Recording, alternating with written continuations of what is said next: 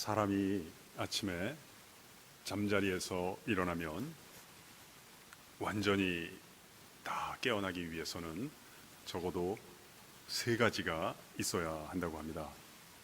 첫 번째, 우리의 몸이 깨어나기 위해서 우리의 몸은 운동을 필요로 한답니다.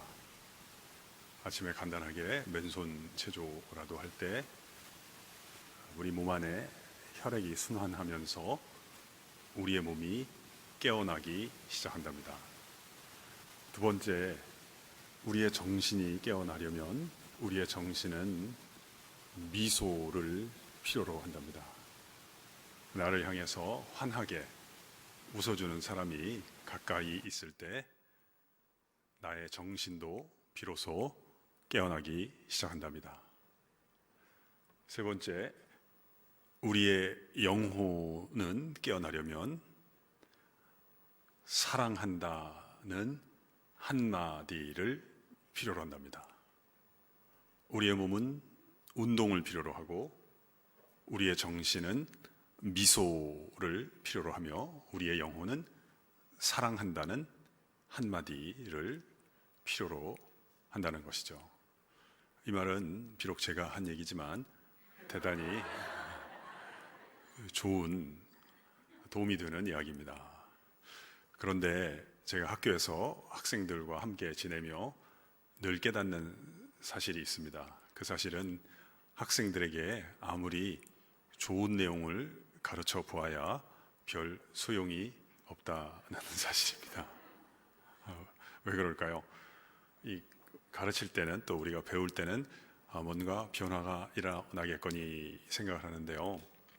우리의 가르침이 시간의 검증을 이기지 못하기 때문에 시간이 지난 이후에 보면 대개가 다 쓸모가 없는 가르침이 된다는 사실을 뒤늦게 알게 되었습니다. 그래서 이게 중요한 게 뭔가 봤더니 이게 시간을 이기는 게 중요하다. 그게 좋은 습관의 힘이구나 하는 것을 알게 됐습니다. 그래서 이게 습관이 바뀌는 게 참 중요하구나.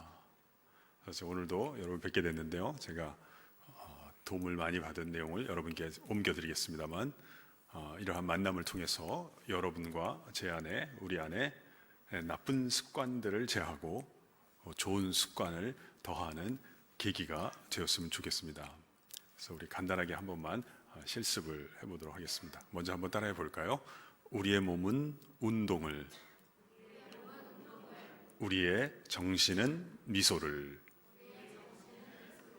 우리의 영혼은 사랑한다는 한마디를. 네, 잘하셨습니다. 우리 가볍게 한번 기지개 한번 켜볼까요? 내가 닿을 수 있는 가장 높은 하늘까지 한번 쭉 뻗어보시겠습니까? 이것을 많이 하시면 키가 큽니다. 쭉 뻗어보겠습니다. 또 한 번 더 뻗어볼까요? 당대 안 커지면 후대라도 반드시 커질 수 있습니다. 쭉 뻗어보겠습니다. 잘하셨습니다. 두 번째 원리도 한번 따라해 볼까요? 우리의 정신은 미소를. 네, 우리 가까이 있는 사람 한 사람 정도만 이렇게 환하게 웃으면서 이렇게 인사할까요? 제가 좋아하는 인사말인데요. 옆에 분을 보시고 먼저 웃으시고요. 이렇게 당신의 반응이 어떠하든지 끝까지 사랑하겠습니다. 이렇게 한번 인사해 볼까요? 당신의 반응이 어떠하든지 끝까지 사랑하겠습니다. 잘하셨습니다. 세 번째 원리도 한번 따라해 볼까요? 우리의 영혼은 사랑한다는 한마디를. 네, 잘하셨습니다. 오늘 제가 축복의 통로 이런 제목으로 말씀을 드리도록 하겠습니다. 바울 사도도 이런 인생의 소원을 갖고 있었던 듯합니다. 로마서 15장 29절에 보니까 로마 교회 사람들을 그렇게 만나고 싶어 했습니다. 만나고자 하는 동기는 제가 여러분을 뵙고 싶은데 그 까닭은 여러분을 만나서 그리스도의 충만한 복을 제가 유통하고 싶습니다. 옮기고 싶습니다. 이런 이야기를 합니다. 그래서 저는 인생의 소원이 몇 가지가 있는데 그 중에 하나가 저를 만나는 분들마다 다 잘 됐으면 좋겠다, 이런 소원을 갖고 있습니다. 특별히 저의 강의를 듣거나 저의 설교를 들으시는 분들마다 하나님으로부터 큰 복을 받아서 다 잘 됐으면 좋겠다 하는 것이 제 인생의 소원입니다. 그래서 오늘 밤에도 여러분들 하여튼 제가 전달해 드리는 이 내용을 들으신 이유 하나만으로도 하나님의 큰 복과 혜택을 누리실 수 있기를 바랍니다. 그래야만 저의 소원이 이루어지는 것입니다. 솔직하게 말씀드리면 실은 이제 뒤에 소원도 있는데, 진짜 소원은 뭐냐면 저를 만나시는 분들마다 다 잘 되셔서 후에 그분들이 하나님의 큰 복을 누리실 때 제가 그분들 덕 좀 보면서 살아가는 것이 제 인생의 소원입니다. 그래서 여러분 크게 잘 되실 때 제가 여러분 덕 좀 보는 날이 왔으면 하는 마음이 있습니다. 이 뒷부분은 아멘이 잘 안 나오긴 하는데 그래서 제가 좀 모델이라고 한다면 이제 멜기세덱 같은 사람이 되고 싶어요.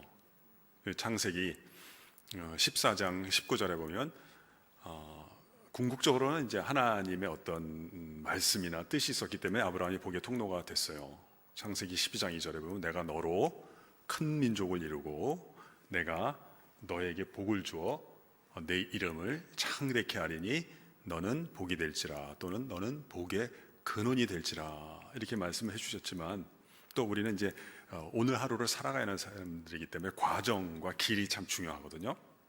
그러니까 아브라함이 복의 통로, 복의 근원이 된 것은 멜기세덱을 만난 까닭도 있습니다. 멜기세덱이 아브라함을 만나서 이렇게 복을 빌어 주었습니다. 천지의 주제이시요 지극히 높으신 우리 하나님이요. 아브라함 앞에 놓고 하는 얘기입니다. 천지의 주제이시요 지극히 높으신 우리 하나님이요, 아브라함에게 복을 내려 주옵소서, 이렇게 축복을 해 주었습니다. 저는 이게 참 성경을 읽는데 너무 좋았어요. 그래서 뭐 지금도 학교에서 학생들 이렇게 같이 배우고 가르칩니다만 이게 기억하기도 쉽지 않고, 하여튼 요즘 새로운 것들 많이 나오고 쉽지 않습니다. 그래서 저는 뭐 가르친다 이런 생각보다는 축복을 한다 이런 생각을 하는데, 멜기세덱이 제 삶의 모델이 되었으면 좋겠다 생각합니다. 근데 제가 더 좋았던 것은 멜기세덱이 이렇게 축복의 말을 했습니다. 그런데 이게 그냥 허공으로 사라진 것이 아니라 시간의 검증에서 그냥 탈락한 것이 아니라 정말로 이 말들이 아브라함의 인생에 남았던 것입니다.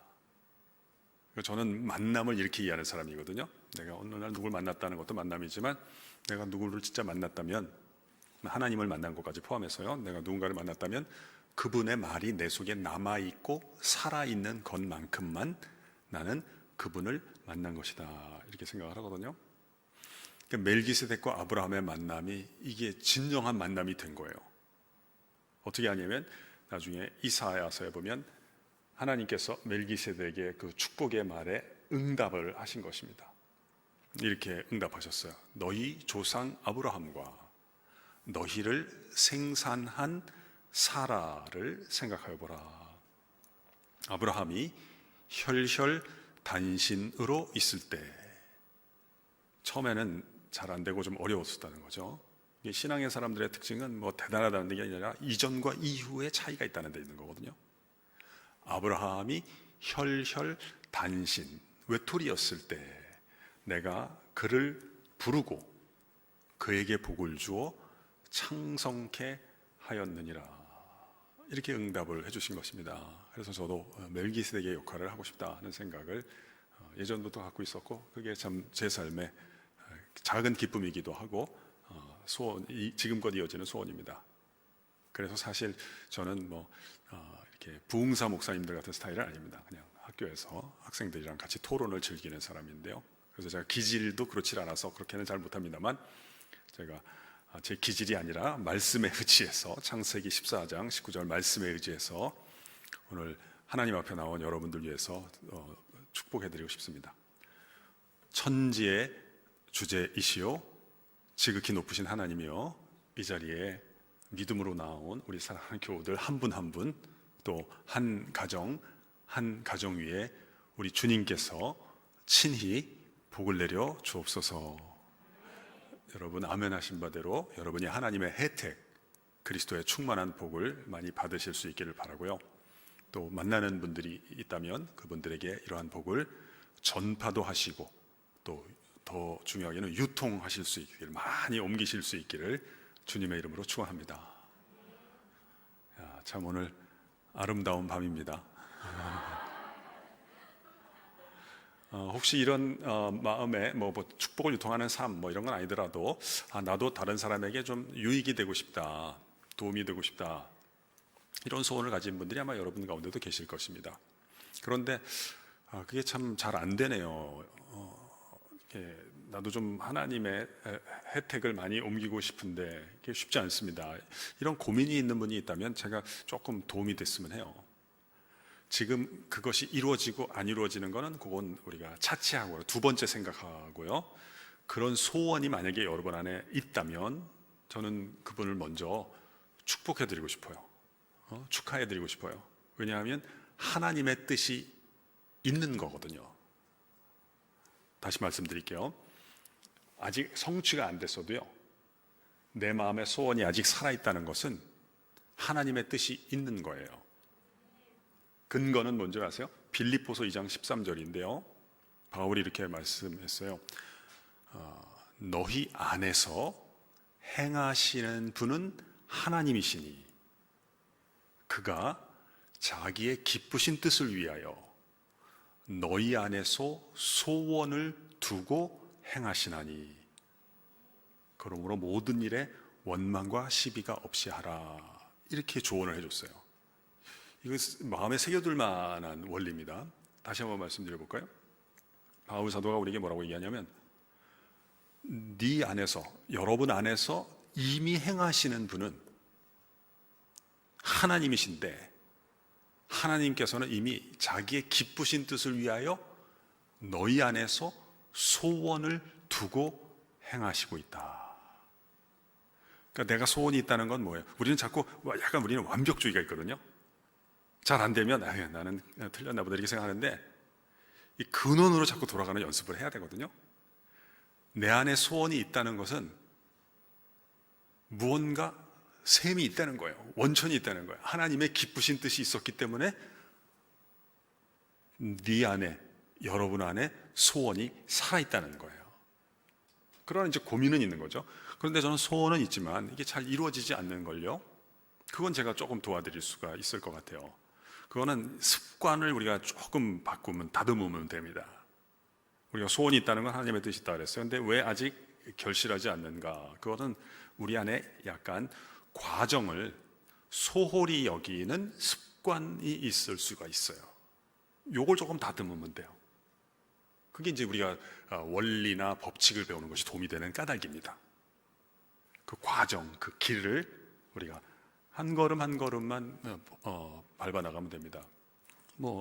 얘가 좋은 예가 될지 몰라도 예를 들면 내가 사귀는 사람이 있는데 부모님이 반대할 것 같다.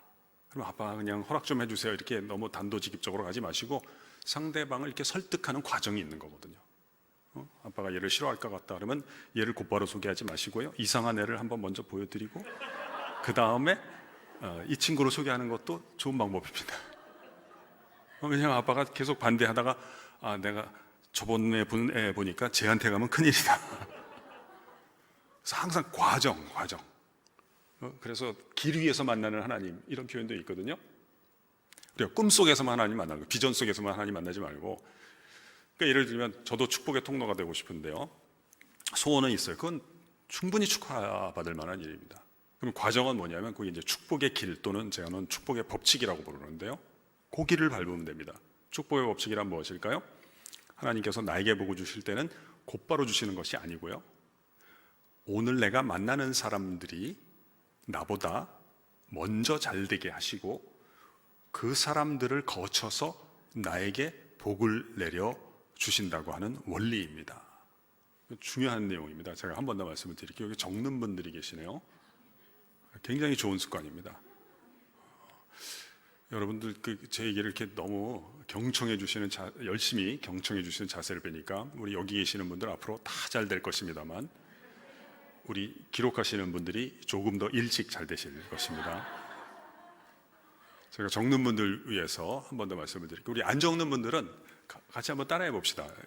이게 기록과 이 암송은 어떤 특징이 있냐면 내가 누구로부터 수입한 것을 내가 나에게 한 번 더 옮기는 역할을 합니다. 그래서 보존이 되는 것입니다. 한번 따라해 볼까요? 축복의 법칙이란 하나님께서 나에게 복을 주실 때는 오늘 내가 만나는 사람들이 먼저 잘되게 하시고 그들을 통하여 나에게 복을 내려 주신다는 것입니다. 네, 우리 적으시는 분들은 먼저의 밑줄을 그으면 좋겠습니다. 이해가 되시죠? 그러면 이제 여기 요 길을 걸으시면 됩니다. 횟수를 더하면 된다. 실천하면 된다. 실천은 횟수 더하기라고 우리가 이해할 수가 있겠는데요. 오늘 밤부터 이렇게 한번 해보시면 어떨까요? 그 습관으로 만드세요. 오늘 밤부터 오늘 만났던 사람들을 한번 생각해 보시고요. 그 사람들이 잘 되도록 복을 빌기를 하는 겁니다. 또 내일 만날 사람, 우리 학생들은 공부 잘해야지 이런 것만 하지 마시고 그거 더하기 나를 가르쳐주는 선생님을 자꾸 축복을 하는 거예요. 선생님이랑 가까워지는 거예요. 그 과정을 거치면 그냥 나는 저 선생님에게 더 좋은 사람이 되고 싶다. 그리고 공부 잘하는 건 따라오는 거예요. 그런 걸 하는 거예요. 내일 만날 사람들. 그러면 오래 살기만 하면 됩니다. 그다음부터는. 정말입니다. 그러니까 열매는 시간과 계절의 결과이지 강렬한 소원의 결과가 아닙니다. 좋은 습관 더하기 오래 살기를 제가 추천합니다. 그래서 내가 소원이 있는데 원은 있는데 잘 안 되는 까닭은 물론 나도 좀 잘못하는 게 있지만 사실은 그것도 어떤 의미에서는 결과라고 볼 수가 있겠고요. 내가 매일 자주 만나는 사람들이 내가 친밀한 사람들이 복을 못 받으니까 나까지 덩달아 피해를 보는 것이다. 이렇게 생각하는 것도 도움이 될 것입니다.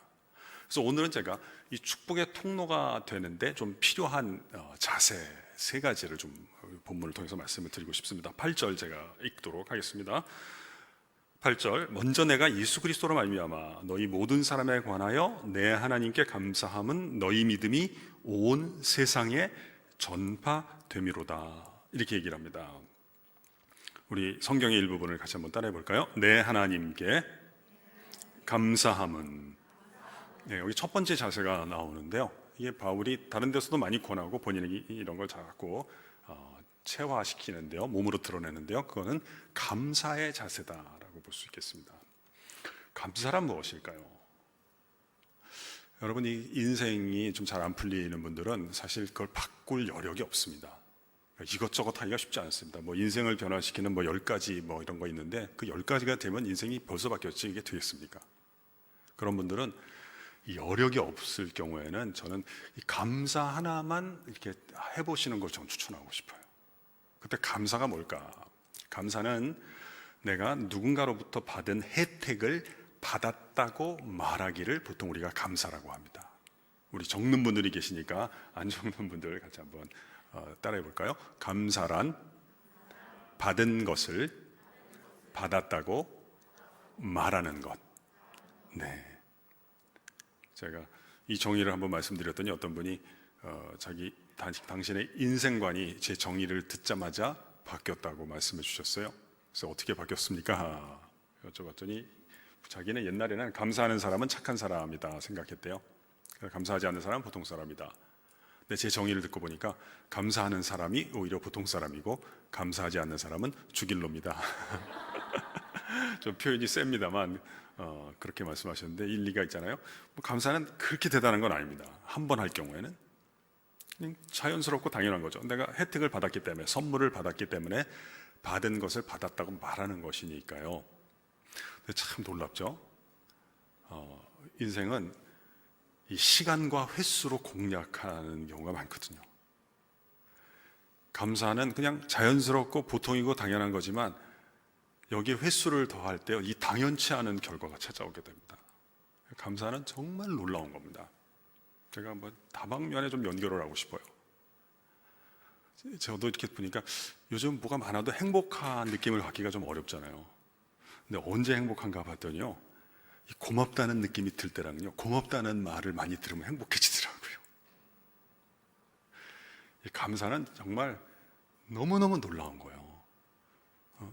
부러운 사람이 되는 것도 좋지만 고마운 사람이 되라, 이런 말도 있고요. 우리 젊은 분들이 많이 계신 것 같은데 여러분 가운데 이렇게 직장에서나 이렇게 좋아하는 사람 있잖아요. 가서 내가 너 좋아한다 이렇게 이야기하지 마세요. 안 될 확률이 80%가 넘거든요. 그거보다는 굳이 얘기하려면 고맙다는 얘기를 해보세요. 야, 고맙다. 참 희한하죠? 이 고맙다는 말을 하잖아요. 그 말을 듣는 사람이요, 내가 이 사람 앞에는 가치 있는 사람이었구나, 이런 걸 느끼게 돼요. 감사는 진짜 대단한 거예요. 또 학생들도 있는 것 같은데요. 학생들도요, 이렇게 막 시험을 잘 쳐야지, 곧 이제 중간고사인데요. 그것도 좋은 자세지만 자꾸 감사하려고 노력을 해보세요. 책을 한번 읽고, 이 저자가 이거 깨닫는데 참 많은 시간이 필요했을 텐데 이거 이렇게 알려줘서 고맙다, 그런 생각을 해보세요. 왜냐하면 제가 이해하기엔 그래요. 시험은 뭐 하는 시간이냐면 감사를 측정하는 시간이라고 볼 수가 있어요. 왜냐하면 시험은 한 학기 동안 선생님으로부터 또는 책의 저자로부터 받은 것을 받았다고 답안지에 기록하고 나가는 시간이거든요. 그러니까 누가 시험을 못 칠까요? 감사가 부족한 인간들이. 뭐 쓸거리가 없잖아요. 근데 내가 받은 것을 받았다고 이야기하는 것, 이건 진짜 놀라운 거예요. 그러니까 자꾸 우리가 여력이 없잖아요. 여력이. 내가 지금 움직일 힘이 없는데 내가 나를 들어서 저쪽으로 옮기려는 게 되겠어요? 그렇게 하지 마시고요. 내가 받은 것을 받았다고 생각하고 고마움부터 회복하면 나머지는 오래 살기만 하면 된다니까요. 한 번은 재밌는 일도 있었어요. 답안을 채점하는데 우리 학생이 거의 못 썼어요. 뭐 백지 가까우니까 미안하지만 어쩔 수 없이 이제 F, 옛날에 우리 수음이 안 가, F를 줄 수 페일인데 이 학생이 애교가 있더라고요. 뭘 썼는데 답안은 아니었어요. 뭐라고 썼나 봤더니, 교수님, 제가 한 문제도 못 풀었습니다만 그래도 한 학기 동안 열심히 가르쳐 주셔서 너무너무 감사합니다. 제가 이렇게 쓴 걸 읽으니까요, 마음이 좀 흔들리는 거예요. 이걸 답안으로 인정해야 되는가, 애교 점수라도 줘야 되는가, 고민하다가 그냥 F를 주고 말았습니다만, 왜냐하면 이게 점수는 주고 싶었어요, 솔직히 정말. 그런데 또 다른 원리가 있잖아요. 감사는 구체적이어야 하거든요. 이게 고마운 마음이 드는 분들은 그 다음부터는 이걸 구체화하시기만 하면 돼요. 내가 뭐가 고마운지. 여기에 또 비밀이 있는 거예요. 내가 뭐가 고마운지. 예를 들면, 제가 시험의 예를 들었으니까 시험의 예를 좀 더 이어가 볼게요. 하나님의 섭리, 이 신학에서는 이 섭리라는 단어를 매우 중요하게 생각하는데, 비전보다는 사실 기독교는 섭리가 중요해요. 하나님이 우리를 이끄시는 원리다, 이런 뜻인데요. 하나님의 섭리에 대해서 서술하세요. 그러면 뭐 잘 배웠습니다, 훌륭한 가르침입니다, 이런 거는 이제 추상적인 인사말이고, 이제 내용이 있어야 되겠죠. 하나님의 섭리에는 하나님께서 이 코로나 기간 가운데, 힘든 기간 가운데, 또는 아빠 사업이 잘 안 되는 기간 가운데 나를 지켜주신 보존의 섭리, 보존, preservation, 보존의 섭리. 두 번째는 동행의 섭리. 사실 시련이라고 하는 건 우리가 신앙적으로 이해하자면 내 친구다, 내 돈이다, 내 건강이다 생각했는데, 다 내 거다라고 생각했는데 이것들이 내 허락 안 받고 나를 다 떠나가는 거거든요. 근데 많은 것들이 다 나를 떠났는데 하나님께서는 나를 떠나지 아니하시고 끝까지 나와 함께 해주신 거거든요. 동행의 섭리. 세 번째는 인도함의 섭리라고 그래요. 가이던스, 인도함의 섭리. 사실 우리가 화를 내는 게 좋지 않단 말이에요. 막 복수해야 되겠다, 억울하다, 이런 것들이 판단력을 잃어버리게 만들거든요. 우리가 많이 뺏긴 것 같지만 실은 남아있는 것도 많아요. 그러니까 우리가 이 판단력을 잃어버리게 되면 더 큰 사기를 당할 수도 있거든요. 그때 내가 참 무너질 뻔했는데 하나님 앞에서 정신을 차리고 이 남은 것들을 어느 기초 위에 세울지를 참 깨달아서 도움이 됐습니다. 이런 걸 쓰고 나가면 제가 좋은 점수를 주거든요. 그런데 왜 우리는 구체적으로 감사를 못하느냐. 어떤 분이 그런 얘기를 했다. 이 세상에서 제일 어려운 산수는 자기가 받은 혜택과 복을 헤아리는 산수라는 거예요. 이게 놀라운 거예요. 이거 한번 우리가 적용해보면 진짜 좋습니다. 우리 어디 가든지, 지금도 그렇고요. 그러면 식당, 차 한잔 마시러 가고 편의점에 하나 가도 누군가가 다 이걸 갖다 놓고 옮긴 거거든요. 그걸 우리는 받는 걸 할 뿐인 거예요. 그냥 받지 말고 고맙다고 생각하고, 경우가 된다면 말도 하고. 식당에 가서 고맙습니다. 저는 이제 서울에 공릉동이라는 동네에 살아요. 북동쪽 끝인데요, 서울에 아주 끝자락이에요. 거기 가면 이제 저희 학교도 있습니다만 우리 학교에서 한 3, 4km 떨어진 곳에 학교 하나 더 있어요. 삼육대학교라는 학교가 있어요. 이 삼육대학교는 위치가 좀 특이한데요. 이 정문은 서울인데 후문은 경기도예요. 우리 교회도 여기는 부천이고 다리 넘어가면 부평이라 그러더라고요. 꼭 거기도 그래요. 그리고 가게는 다 후문에 있는데 거기 보면 이제 중국관이라고 하는 학생들 가는 중국집이 있거든요. 제가 종종 가는데 아주머니가 물 한 잔 주실 때도 저는 감사합니다, 고맙습니다 꼭 말씀을 드리죠. 정말 진짜 고마우니까. 참 희한하게요, 다른 테이블 손님들은 고맙다는 얘기를 잘 안 하시는 것 같아요. 제가 그냥 고맙다고만 몇 번 말씀을 드렸을 뿐인데 제가 혜택을 누리는 거예요. 아주머니가 그냥 일을 하실 때는 못 느끼시는 것 같아요. 근데 제가 늘 감사합니다, 고맙습니다. 근데 저쪽 테이블에는 고맙다는 얘기를 안 하시니까 그때 아주머니께서요 갑자기 우리 테이블에 대해서 그리움이 일어나기 시작하는 거예요. 우리는 원래 환대하고 환대받는 존재로 지어졌거든요. 그렇지 않고 살아가다 보니 그걸 잊어버렸는데요, 다시 그 환대가 회복이 되지 않아요. 일상생활이 사막이 되기 시작하는 거예요. 아주머니가 우리 테이블에 더 자주 오세요. 그러니까 주방에서 저쪽 테이블에서 주방 가실 때 우리 테이블을 거쳐서 가시는 경우가 많아요. 우리 테이블에서 주방 가실 때 저쪽 테이블 안 거쳐 가세요. 가끔 지나가시면서 또 물어보세요. 뭐 좀 더 갖다 드릴 거 없을까요? 그래서 제가 이렇게 아주머니 이 반찬이 참 맛있네요. 그럼 이거 새로 한 반찬 또 갖다 주시더라고요. 저는 그런 능력이 없지만 이 아주머니께서는 주방에 있는 걸 더 갖고 올 능력이 있는 분이잖아요.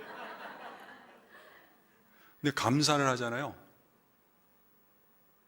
더 갖다 줄 능력이 있는 사람들이 도처에 있다는 걸 알게 되는 거예요. 연애하는 분도 좋아한다 이런 것보다도 고맙다는 얘기를 자꾸.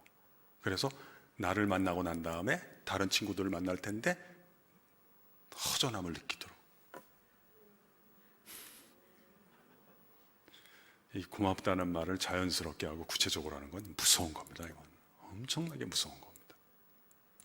그래서 이건 좀 유식한 말도 있는데 이런 거를 부재에 의한 증명이다 그러는 거예요. 영어식 표현으로 conspicuous by its absence. 좀 우리가 수가 낮을 때는 이걸 자꾸 우리가 이제 드러내려고 하고요. 수가 높은 분들은 자꾸 빈자리를 채워주고 하다가 내가 없을 때 나의 빈자리를 느끼게 만들어주는 하나님의 방법이죠. 하나님의 방법을 쓰는데요, 이 감사의 자세 꼭 몸의 습관으로 이렇게 만드시고요, 혜택을 누리실 수 있으면 좋겠어요. 9절 또 제가 읽어볼게요. 내가 그의 아들의 복음 안에서 내 심령으로 섬기는 하나님이 나의 증인이 되시거니와 항상 내 기도에 쉬지 않고 너희를 말하며 어떻게 하든지 이제 하나님의 뜻 안에서 너희에게로 나아갈 좋은 길 얻기를 구하노라. 이렇게 편지에 쓰고 있어요. 우리 성경의 일부분을 한번 따라해 볼까요? 항상 내 기도에 너희를 말하며. 요건 제가 이제 세 번째 자세로 말씀을 드릴게요. 이제 두 번째 먼저 할게요. 또 10절에 있는 내용 한번 볼까요? 하나님의 뜻 안에서 좋은 길 얻기를 구하노라. 네, 10절에서는 먼저 두 번째 자세를 말씀드리고 싶습니다. 두 번째 자세는 뭘까요? 우리가 축복의 통로가 되는데 두 번째 자세는 하나님을 향한 기대의 자세를 잃지 않는 것이에요. 기대란 뭘까요? 감사는 제가 이미 받은 것을 잘 받았습니다 라고 말씀을 드리는 것이다 라고 표현해 봤어요. 기대는요, 아직 받지는 않았어요. 그러나 앞으로 받게 될 것을 받을 것이라고 미리 그려보는 것을 우리가 기대라고 부르고 싶어요. 우리 적는 분들이 계시니까 안 적는 분들 같이 한번 따라해 볼까요? 기대란 받을 것을 받을 것이라고 그려보는 것입니다. 네. 이건 또 인문학에서는 보통 상상력이라고 부르죠. 상상력. 여기에 대해서는 제가 너무 좋은 예를 알고 있으니까 그거 좀 소개하고 싶어요. 로마서 4장 17절 이하인데요. 여기 이런 내용이 있어요. 이 바울이 이제 아브라함이라는 자기 선조가 믿음이 참 좋았다는 얘기를 들었어요. 그리고 본인이 아브라함의 생애를 이렇게 공부를 하고 요약한 것을 우리에게 알려주고 있어요. 근데 내용도 좋아요. 근데 이 표현이 아름다워요. 이렇게 얘기를 해요. 그의 믿음 바 하나님은, 그는 아브라함이에요. 글 쓴 사람 바울이고요. 그의 믿음 바 하나님은 죽은 자를 살리시며 없는 것을 있는 것으로, 예전 성경은 없는 것을 있는 것 같이 부르시는 이시니라. 아브라함이 바랄 수 없는 중에 바라고 믿었으니. 참 멋있지 않아요? 시 같지 않아요? 그의 믿음 바 하나님은 죽은 자를 다시 살리시며 없는 것을 있는 것 같이 부르시는 이시니라. 이런 하나님을 믿으니까 어떤 일이 생기느냐? 바랄 수 없는 중에 바라고 믿었으니. 참 대단한 거죠. 더 구체적으로도 얘기해요. 자기 몸에 죽은 것 같음과 사라의 태에 죽은 것 같음을 알고도 믿음이 없어 하나님의 약속을 의심치 않고 믿음에 견고해져서 하나님을 믿음에 하나님을 이를 저에게 옳다, 훌륭하다, 의로 여기셨느니라. 기대한다는 것, 저는 이걸 보고 참 너무 좋은 게, 물론 이제 이때가 아브라함이 75세였을 때거든요. 근데 실제로 아들이 태어나기까지 참 많은 길을 걸어가야 했어요. 25년의 시간이 필요했어요. 우여곡절이 많았어요. 100세가 돼서 이제 아들이 낳는데요. 그런데 이런 생각을 해봐요. 하나님이 아브라함을 통해서 영광을 받으셨을 때는 언제였을까? 25년 뒤였을까? 저는 그렇게 생각하지 않아요.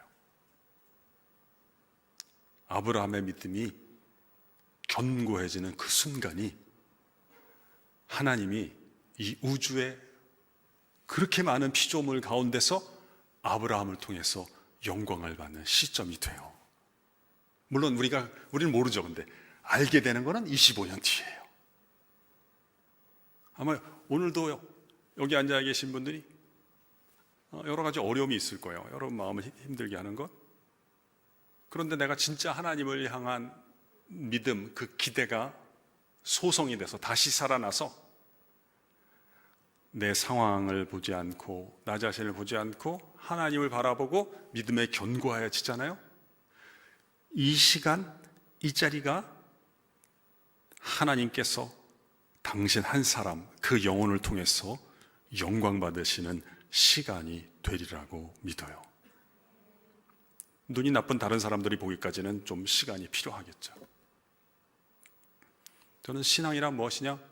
하나님 한 분에게만 매임으로써 나머지 모든 것에 대해서 한없이 자유로운 영혼이 될 수 있느냐의 여정이다. 신앙이란 감사와 기대다.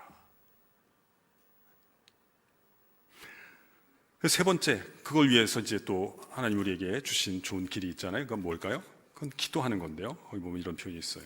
항상 내 기도에 너희를 말하며. 이 부분 또 한번 같이 반복해서 따라해 볼까요?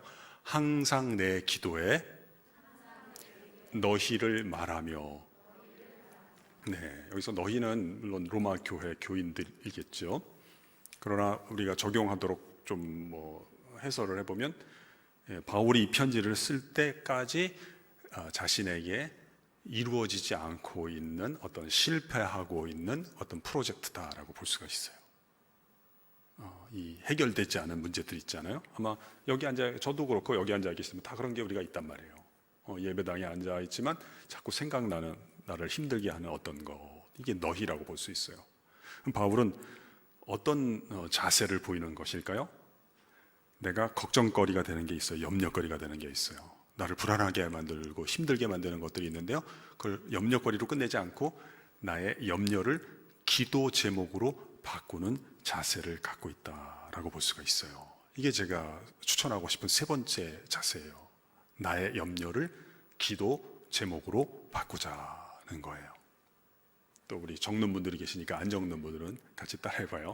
나의 염려를 기도 제목으로 바꾸자. 네, 여러분 우리 예배당에 들어오실 때 저 문을 이렇게 생각하고 우리가 이 문에 들어오면 참 좋을 것 같습니다. 이 문을 통과하는 순간 나의 걱정과 근심과 염려가 기도 제목으로 바뀌는 자리에 내가 지금 들어가고 있다.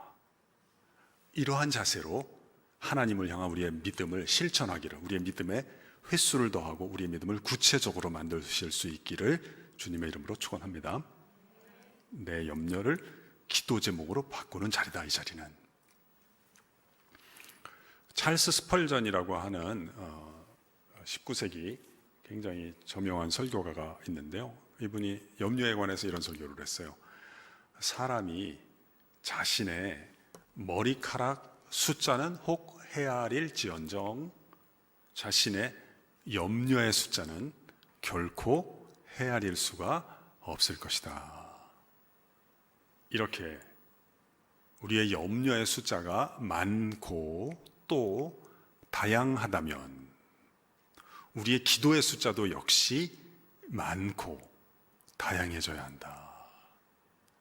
마치 연금술사들이 모래에서 금을 캐어내듯이 모든 신앙인들은 염려 가운데서 기도를 캐어내는 기도의 연금술사들이 되어야 한다.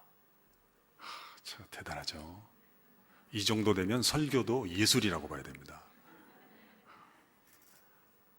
여러분, 스펄전 목사님의 권면대로 기도의 연금술사들이 되시기를 바라요. 여러분, 혹시 책 가운데요, 개나리는 근심하지 않는다라는 책을 혹 아시는지 모르겠어요. 아마 잘 모르실 거예요. 왜냐하면 제가 쓴 책이기 때문에 아마 여러분이 잘 모르실 거예요. 제가 꽤 오래전에 쓴 책인데요, 책을 쓰게 된 계기는 이래요. 제가 제 사무실에서 마태복음 6장 이제 뒷부분을 묵상하는 적이 있어요. 공중의 새를 보라, 들의 백합화를 생각하여 보라. 너희가 어찌하여 염려를 하느냐. 믿음이 적은 자들아, 내일 일은 내일 염려할 것이요 한날의 괴로움은 그날의 족하니라. 제가 도움이 됐어요. 근데 아마 제 마음속에 이런 생각이 들었던 것 같아요. 시키는 대로 해보자. 그래서 제가 이제 교정에 산책을 나간 것이죠. 왜냐하면 공중의 새를 보려고요. 그래서 새를 봤어요. 까치랑 이런 거 봤어요. 근데 별 생각이 안 들었어요. 또 백합화를 보고 싶었지만 학교에 백합화가 없으니까, 그때 봄이었거든요. 이제 개나리가 좀 피었어요. 그래서 제가 개나리 꽃을 이렇게 봤어요. 근데 이런 생각이 드는 거예요. 아, 개나리는 근심하지 않는구나. 나도 걱정을 하지 말아야 되겠다. 도움이 됐어요. 그래서 제가 집에 가서 일과 후에 아내한테 그 얘기를 했어요.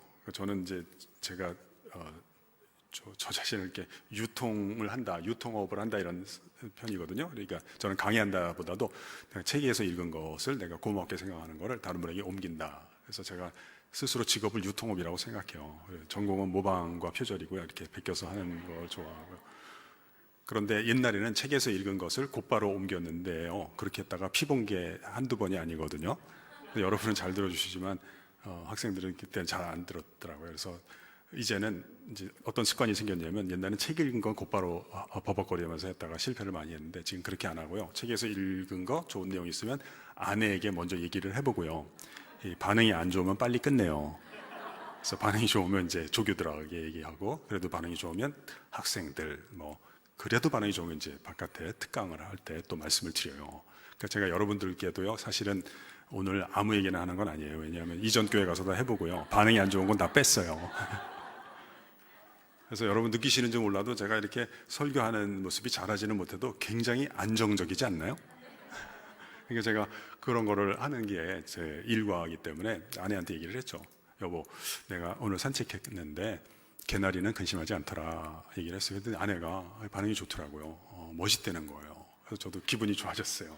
그래서 몇 마디 더 하려고 했는데요, 이 사람이 됐으니까 그만 얘기하려는 거예요. 그러면서 제가 그런 것을 모아서 책을 쓸 때가 있는 것을 아니까요, 자꾸 둘이 대화만 하고 지나가니까 없어지는 게 많다고 먼저 가서 적어두고 오라 그러더라고요. 그래서 이제 제가 적어두고 왔어요. 그랬더니 또 이제 묻는 거예요. 이제 적어뒀냐 해서 적어뒀다. 그래서 묻기를 그 멋있는데 어떻게 아느냐고 묻더라고요. 개나리가 염려하는지 염려하지 않는지 어떻게 아느냐. 그래서 제가 뭐 딱히 대답할 말이 없어서 그냥 생각나는 대로 얘기를 했어요. 보면 모르냐. 생각해봐라. 만약에 개나리가 염려하면 그 색깔이 나오겠냐. 그러면 우중충한 색깔이 나오지 않았겠느냐 얘기를 했는데, 참 저도 어떤 얘기들은 여러분도 그렇지 않나요? 해놓고 처음 듣는 얘기들이 우리가 있잖아요. 우리가 이렇게 컵에서 커피를 마시지만 컵이 커피를 만든 건 아니거든요. 저는 참 진짜 온갖 좋은 것들은 열이 온수에 거하듯이 하나님이 은총적으로 빌려주는 거구나, 이런 생각을 많이 해요. 근데 그게 유통할 때만 내 것이 되는 거예요. 보관할 때 내 것이 되는 게 아니라 그런 걸 느끼는 거예요. 그때 저도 해놓고 그 얘기를 처음 들으면서 사람이 밝아진다는 거, 뭐 매력이 있게 된다는 거, 포근해진다는 거, 따뜻해진다는 거, 이런 것들이 다 만드는 게 아니구나, 옮기는 거구나. 그래서 제가 평생 이 유통에 대해서 주목을 하게 된 계기가 된 거예요. 여러분 저를 한번 보세요. 제가 얼굴이 밝습니까 안 밝습니까? 밝죠. 조명 안에 있으니까 그런 거 아니에요. 근데 여러분 지금 엄청 밝아졌어요. 처음 제가 여기 올라왔을 때보다. 이게 염려를 기도 제목으로 바꿀 때 일어나는 놀라운 일인 거예요. 그래서 우리가 염려를 기도 제목으로 바꿀 때 어떤 일이 일어날까요? 일시적 사실들의 횡포에서 우리가 건짐을 받아서 내 인생이 하나님의 섭리와 연결되기 시작하는 기적이 일어나는 거예요. 그래서 제가 매듭을 짓고 싶어요. 저는 최근에는 우리가 어려운 일을 많이 겪었잖아요, 코로나 때문에. 그래서 고통이라는 걸 좀 많이 생각을 하고 있어요. 제가 감사의 자세, 기대의 자세, 염려를 기도 제목으로 바꾸기를 말씀을 드렸는데요. 만약에 여러분과 제가요, 이걸 고통 속에서도 감사할 것을 찾아내고요, 고통 속에서 기대할 것을 찾아내고, 힘든 가운데 내가 하나님과 접촉하는 면적이 넓어지게 될 때 어떤 일이 일어나는지를 제가 말씀드리고 매듭 짓고 싶어요. 여기 다 힘든 게 있을 거예요.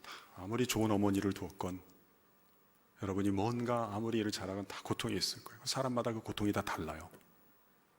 근데 우리가 그 고통을 없앨 수도 없고요. 만약에 없애려고 하는 건 뭐와 비슷하냐면, 내가 내 인생의 고유함을 삭제해서 획일적인 존재가 되겠다고 시도하는 것과 비슷할지 몰라요. 근데 이 고통 속에서 내가 정말 이 고통이 없었더라면 누리지 못했을 하나님의 혜택과 복을 내가 만나고, 그걸 보관만 하는 게 아니라, 보관할 수도 없고 사실은 그걸 감사하다고 말씀을 드리고 유통을 하고, 또 이 고통 가운데서 내 고통이 없어지게 하는 게 아니라, 바울이 고린도후서 12장에서 얘기했듯이 이 육체의 가시가 내게서 떠나가게 하기를 기도했다가, 아니다, 떠나가게 하지 말고 내 은혜가 너에게 충분하니까 내 은혜와 그리스도의 능력이 너에게 머물기를 기도하라, 이렇게 응답을 받았어요. 그러면 어떻게 될까요? 그 아픔이 없었더라면 결코 만나지 못했을 하나님과 그분의 아름다움, 그분의 탁월함을 내가 만나게 되는 거예요. 그걸 유통까지 하잖아요. 어떤 일을 하죠? 당신이 아니고서는 결코 알 수 없었던, 증언할 수 없었던 하나님의 아름다움과 탁월함을 증언하는 사람이 되기 시작하는 거예요. 제가 이런 단어를 한번 써볼게요. 그것은 내가 내 고통에서 건짐을 받는 거 이상이에요. 우주사적인 의미를 갖고 있는 거예요. 나만 아는 하나님의 아름다움, 고통 속에서 나만 하나님의 심장 속으로 들어갔던 그 하나님의 은혜와 탁월함을 맛보게 되잖아요. 내가 없었더라면 결코 이 우주 역사 가운데 드러나지 않았을 하나님의 아름다움이 나를 통해서 드러나게 되는 거예요. 바울이 그거를 그리스도의 충만한 복이라고 표현하는 거예요. 그때 아마 하나님이 이렇게 말씀하실지도 몰라요. 고맙다. 네가 없었더라면 드러나지 않았을 내 존재의 충만함이 너를 통해서 드러나게 됐다. 잘하였도다. 착하고 충성된 종아. 한 사람의 회복과 구원으로 끝나는 것이 아니라 하나님이 이 구원의 역사 가운데, 이 우주 역사 가운데 나에 대해서, 내 영혼에 대해서 칭찬해 주시고 그 영광 가운데 우리를 인정해 주시는 날이 머지않을 것이라고 믿습니다. 기도하겠습니다. 하나님 아버지, 하나님께서 이미 만세 전에 택하시고 불러주신 당신의 사람들을 이 예배의 자리, 말씀의 자리, 기도의 자리로 불러주셨습니다. 이 예배당에 들어올 때 걱정과 근심과 염려를 갖고 나왔으나 우리의 염려를 기도 제목으로 바꾸고 잃어버렸던 하나님을 향한 감사와 기대를 회복할 때 나의 고통이 없었다라면 결코 맛보지도 못하고 만나지도 못했을 하나님과 하나님의 아름다움, 하나님의 탁월한 성품을 만날 수 있도록 하나님 인도하여 주시옵소서. 이 자리에 일어서기 전에 일평생 최고의 감사를 올려드리고 하나님의 아름다움과 탁월함, 그리스도의 충만한 복을 유통하다가 언젠가는 우리의 뼛속까지도 그리스도의 성품으로 물드는 기적도 체험할 수 있게 하여 주옵소서. 특별히 우리 교회가 이 인근 지역 가운데 고통당하는 많은 사람들에게 소문나게 해주셔서 힘겨운 삶의 가정 가운데 있는 분들이 우리 교회를 통해서 구원의 기적을 체험할 뿐 아니라 그 인격이 회복되고 가정이 화목하게 되며 미래가 새롭게 열리는 역사가 있게 하여 주옵소서. 예수님의 이름으로 기도합니다. 아멘.